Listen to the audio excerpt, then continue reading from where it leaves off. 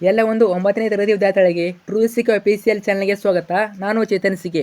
ಇವತ್ತಿನ ವಿಡಿಯೋದಲ್ಲಿ ನಿಮಗೆ ರೂಪನಾತ್ಮಕ ಮೌಲ್ಯಮಾಪನ 2 ಅಂದರೆ FA2 ಎಕ್ಸಾಮ್ನ ಸಮಾಜ ವಿಜ್ಞಾನ ವಿಷಯದ ಪ್ರಶ್ನೆ ಪತ್ರಿಕೆ ವಿತ್ ಆನ್ಸರ್ ನೋಡೋಣ. ಅರ್ಥ ಆಯ್ತಾ?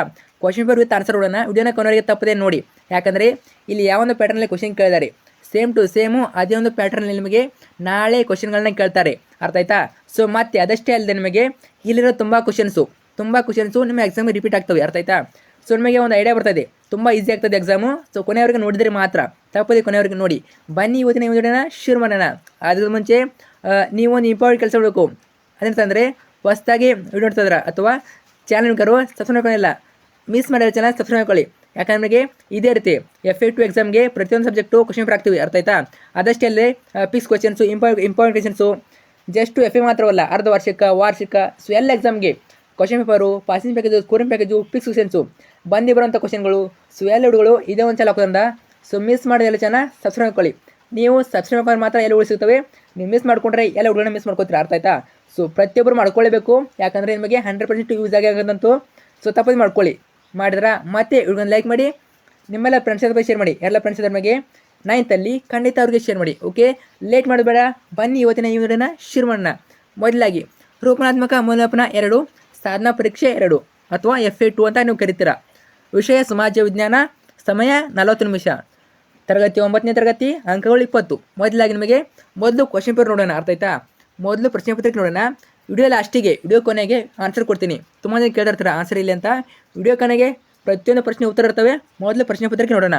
ಮೊದಲಾಗಿ ಈ ಪ್ರಶ್ನೆಗಳಿಗೆ 4 ಪರ್ಯಾಯ ಆಯ್ಕೆಗಳನ್ನು ನೀಡಿದ್ದು ಸರಿಯಾದ ಉತ್ತರವನ್ನು ಆರಿಸಿ ಬರೆಯಿರಿ.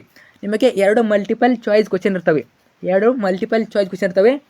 ಮೊದಲಾಗಿ ಪ್ರಶ್ನೆಗೆ 1, ಇವುಗಳಲ್ಲಿ ರಾಜ್ಯ ಶಾಸಕಾಂಗದ ಕೆಳಮನೆ ಯಾವುದಾಗ್ತದೆ? A ಲೋಕಸಭೆ ಆಗ್ತದಾ, B ರಾಜ್ಯಸಭೆ ಆಗ್ತದಾ, C ವಿಧಾನಸಭೆ ಆಗ್ತದಾ, D ವಿಧಾನ ಪರಿಷತ್ ಆಗ್ತದಾ? ಸೊ ನೀವು ಗೆಸ್ ಮಾಡಿ ಇಟ್ಕೊಳ್ಳಿ. ನಿಮ್ಮ ಆನ್ಸರ್ ಯಾವುದು ಗೆಸ್ ಮಾಡಿ ಇಟ್ಕೊಳ್ಳಿ. ವಿಡಿಯೋ ಕೊನೆಗೆ ಆನ್ಸರ್ ಹೇಳ್ತೀನಿ. ಮೊದಲು ಗೆಸ್ ಮಾಡಿ ಇಟ್ಕೊಳ್ಳಿ. ಇನ್ನು ಕ್ವಶನ್ ನಂಬರ್ 2, ನೈಋತ್ಯ ಮಾನ್ಸೂನ್ ಮಾರುತಗಳು ಈಶಾನ್ಯದಿಂದ ನೈಋತ್ಯಕ್ಕೆ ನಿರ್ಗಮಿಸಲು ಕಾರಣ? A ಉಷ್ಣಾಂಶ ಕಡಿಮೆಯಾಗಿ ಒತ್ತಡ ಹೆಚ್ಚಾಗುವುದು, B ಒತ್ತಡ ಕಡಿಮೆಯಾಗಿ ಉಷ್ಣಾಂಶ ಹೆಚ್ಚಾಗುವುದು, C ಮಾರುತಗಳು ಈಶಾನ್ಯದ ಕಡೆಗೆ ಬೀಸುವುದು, D ಚಂಡಮಾರುತಗಳ ಪ್ರಭಾವ. ಈ ನೆಕ್ಸ್ಟ್ ಬರುವಂಥದ್ದು ನಿಮಗೆ ಈ ಕೆಳಗಿನ ಪ್ರಶ್ನೆಗಳಿಗೆ ಒಂದೊಂದು ವಾಕ್ಯದಲ್ಲಿ ಉತ್ತರ ಬರೆಯಿರಿ ಅಥವಾ ಉತ್ತರಿಸಿ. ಮೊದಲಾಗಿ ನಿಮಗೆ ಅದು ಒಂದು ವಾಕ್ಯದಲ್ಲಿ ಅಂದರೆ 1 ಮಾರ್ಕ್ಸ್ ಕ್ವಶನ್ಸು. ಪ್ರಶ್ನೆಗೆ 3, ಲೋಕಸಭೆಯನ್ನು ಜನತಾ ಸದನ ಎಂದು ಏಕೆ ಕರೆಯುತ್ತಾರೆ? ಪ್ರಶ್ನೆಗೆ 4, ಕರ್ನಾಟಕದಲ್ಲಿ ಪ್ರವಾಸ ಕೈಗೊಳ್ಳಲು ಚಳಿಗಾಲವು ಸೂಕ್ತವಾಗಿದೆ. ಈ ಹೇಳಿಕೆಯನ್ನು ಸಮರ್ಥಿಸಿ. ಅರ್ಥ ಆಯ್ತಾ? ಸೊ ನೆಕ್ಸ್ಟ್ ಪ್ರಶ್ನೆ ಆನ್ಸರ್ ಲಾಸ್ಟಿಗೆ ಕೊಡ್ತೇನೆ, ಸೊ ಡೋಂಟ್ ವರಿ. ಇನ್ನು ಥರ್ಡ್ ಮೇನು, ಈ ಪ್ರಶ್ನೆಗಳಿಗೆ 2ರಿಂದ 4 ವಾಕ್ಯಗಳು ಅಥವಾ ಅಂಶಗಳಲ್ಲಿ ಉತ್ತರಿಸಿ. 2 ಮಾರ್ಕ್ಸ್ ಕ್ವಶನ್ಸು. ನಿಮಗೆ 3 ಕೊಡ್ತಾರೆ, 3 ಪ್ರಶ್ನೆ ಕೊಡ್ತಾರೆ. ಅದರಲ್ಲಿ ನೀವು 2 ಬರೀಬೇಕು. ಟೋಟಲಿಗೆ 4 ಮಾರ್ಕ್ಸು, ಪ್ರತಿಯೊಂದಕ್ಕೂ 2 ಅಂಕ. ನಿಮಗೆ 2 ಮಾರ್ಕ್ಸಿಂದ ಚಾಯ್ಸು ಸ್ಟಾರ್ಟ್ ಆಗ್ತವೆ. 2 ಮಾರ್ಕ್ಸಿಂದ ನಿಮಗೆ 1 ಅಥವಾ 2 ಕ್ವಶನ್ನು ಚಾಯ್ಸ್ ಕೊಟ್ಟಿರ್ತಾರೆ. ಅರ್ಥ ಆಯ್ತಾ? ಪ್ರಶ್ನೆಗೆ 5, ಶಂಕರಾಚಾರ್ಯರು ಸ್ಥಾಪಿಸಿದ ಪ್ರಮುಖ ಮಠಗಳನ್ನು ಹೆಸರಿಸಿ. ನೋಡಿ 2 ಮಾರ್ಕ್ಸ್ ಕೇಳಿದರೆ ನೀವು 4 ಪಾಯಿಂಟನ್ನು ಬರೀಬೇಕು. ಇನ್ನು ಪ್ರಶ್ನೆಗೆ 6, ರಾಜ್ಯಸಭೆಯ ಸದಸ್ಯರಾಗಲು ಇರಬೇಕಾದ ಅರ್ಹತೆಗಳನ್ನು ತಿಳಿಸಿ. 10 ಕ್ವಶನ್ ಬಂದಿದೆ ನೋಡಿ. ರಾಜ್ಯಪಾಲಿಗಿರುವ ಸವಲತ್ತುಗಳನ್ನು ವಿವರಿಸಿ. Very important. 5, 6 question very important. ನಿಮ್ಮ ಎಕ್ಸಾಮ್ಗೆ ಕೇಳ್ಬೋದು, ಚೆನ್ನಾಗಿ ಓದ್ಕೊಂಡಾಗಿ. ಈ ನೆಕ್ಸ್ಟು ಈ ಪ್ರತಿಯೊಂದು ಪ್ರಶ್ನೆಗೂ 6 ವಾಕ್ಯಗಳು ಅಥವಾ ಅಂಶಗಳಲ್ಲಿ ಉತ್ತರಿಸಿ. ಅಂದರೆ 3 ಮಾರ್ಕ್ಸ್ ಕ್ವಶನ್ಸು.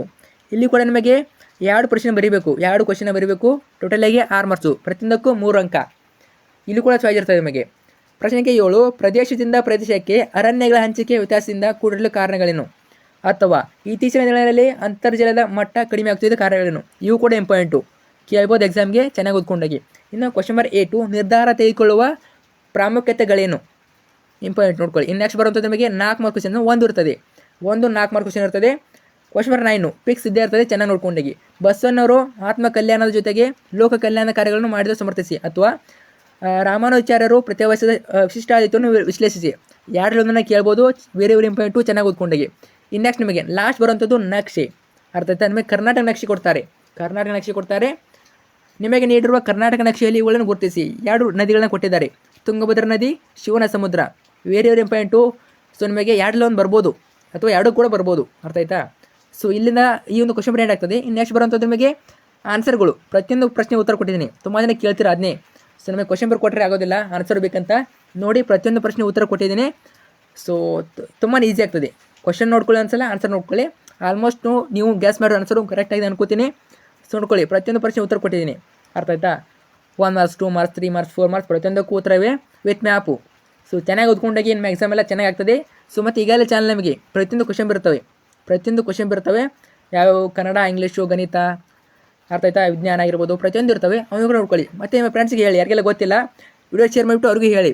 ಸೊ ಎಕ್ಸಾಮ್ ತುಂಬಾ ಈಸಿ ಇರ್ತದೆ, ಚೆನ್ನಾಗಿ ಬರೀರಿ. ಸೊ ನಿಮಗೆ ಇಂಟರ್ನಲ್ ಬೇರೆ ಹೆಲ್ಪ್ ಆಗ್ತದೆ, ಅರ್ಥ ಆಯ್ತಾ. ಇಂಟರ್ನಲ್ ಇರೋದ್ರಲ್ಲಿ ನಿಮಗೆ ಆಲ್ಮೋಸ್ಟ್ ನಿಮಗೆ ಟೆಸ್ಟಲ್ಲಿ ನೀವು ಒಳ್ಳೆ ಅಂಕ ಗಳಿಸ್ತೀರಾ, ಅರ್ಥ ಆಯ್ತಾ. ಸೊ ತಪ್ಪದೆ ಫ್ರೆಂಡ್ಸ್ಗೆ ಶೇರ್ ಮಾಡಿ. Thank you so much.